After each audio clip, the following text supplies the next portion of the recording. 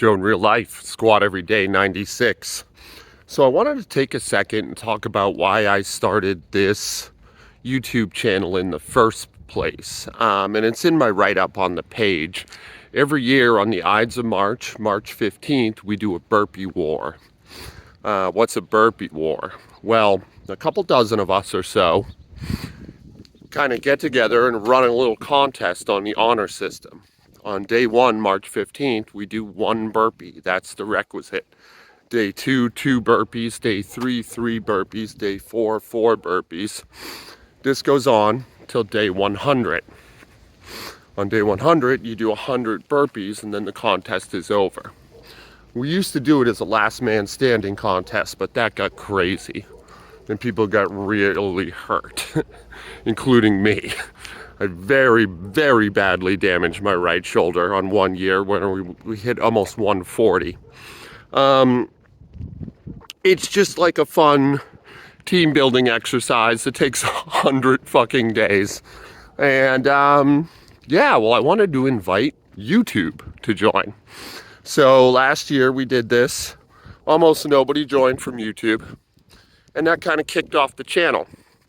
The point being, this year will be the 12th or the 13th annual burpee war. I honestly don't remember which.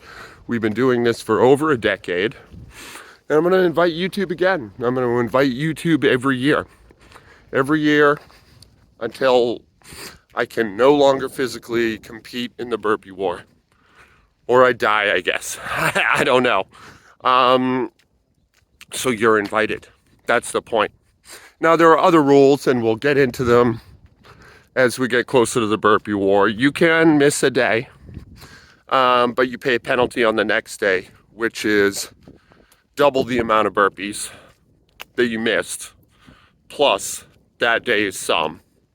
There's a 20-minute time limit to complete your burpees every day, which if you don't skip a day is ample amount of time. I mean, even 100 burpees in 20 minutes is pretty manageable with a little bit of practice.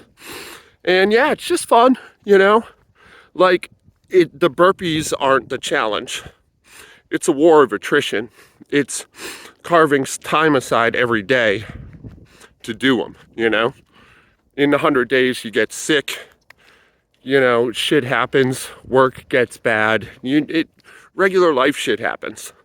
And figuring out a way to do your burpees around regular life shit is the challenge. And I'd love it if you participated. We'll talk about it again more. Today I'm going to do zombie squats. I haven't done them in a while. I'd like to go for a new PR on the zombie squat. I also have my kids, speaking of life shit. I'm in my beautiful cul-de-sac. We have a little man-made pond here. I know, right? I'm Mr. Suburban Joe. And yeah, we'll see if I can hit a PR on the zombie squat. I have my kids. We're doing holiday fun stuff.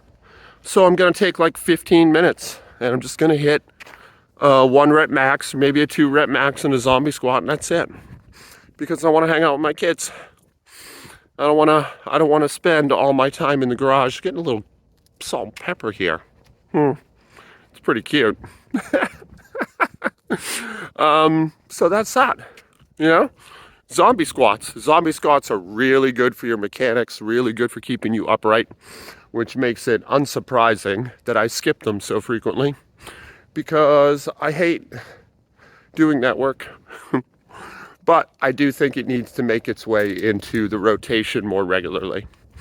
So stay tuned. Zombie squats coming up.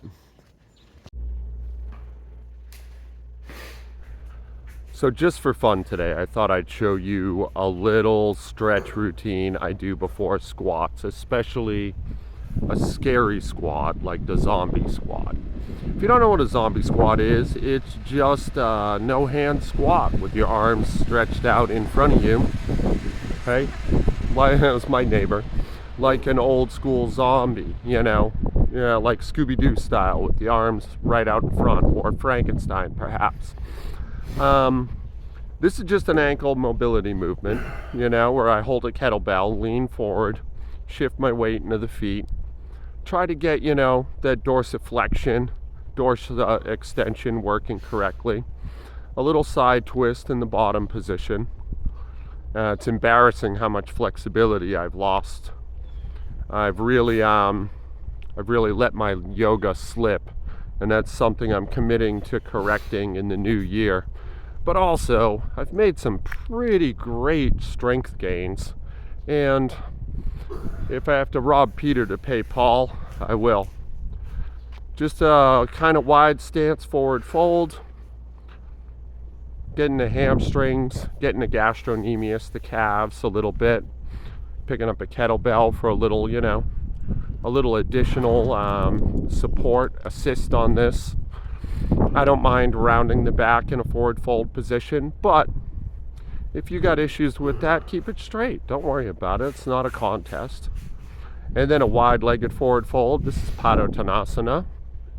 Padottanasana A, I think, if you're a Sanskrit Vedic system devotee.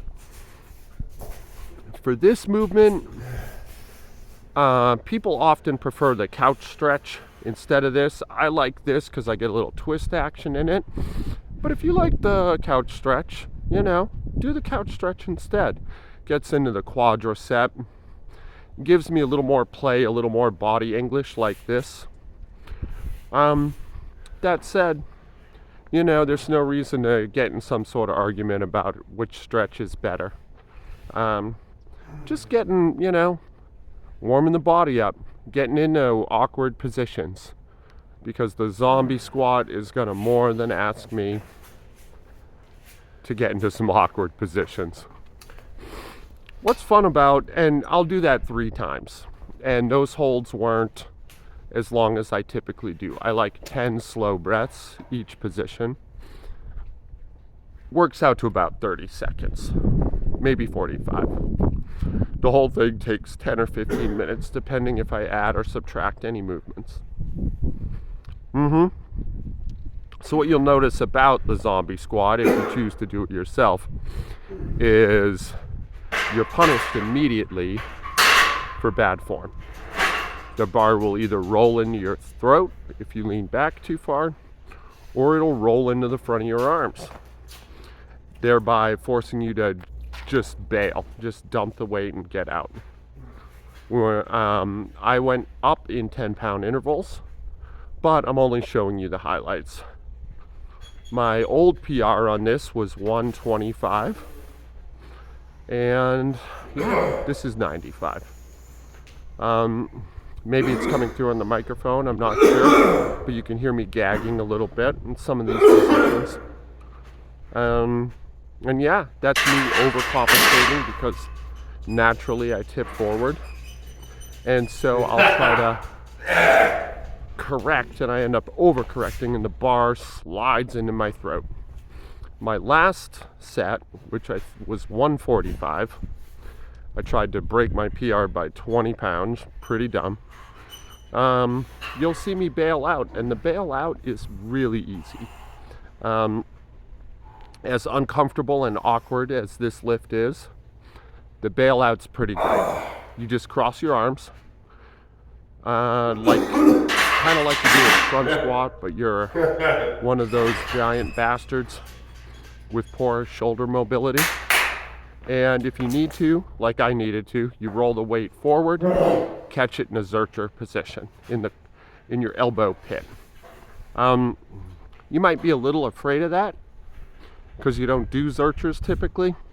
You can just dump it on the ground too. You'll clear your legs, I promise. But you shouldn't be afraid of the Zercher position, man. You're a lot stronger in that shape than you think. In fact, everyone should practice Zerchers. It's great for just overall strength and resilience. Not dissimilar from a proper deadlift, You might not be great at deadlifts, but if you practice the deadlift, every other lift you do will go up. Zerchers are the same. Awkward carries of any kind are the same.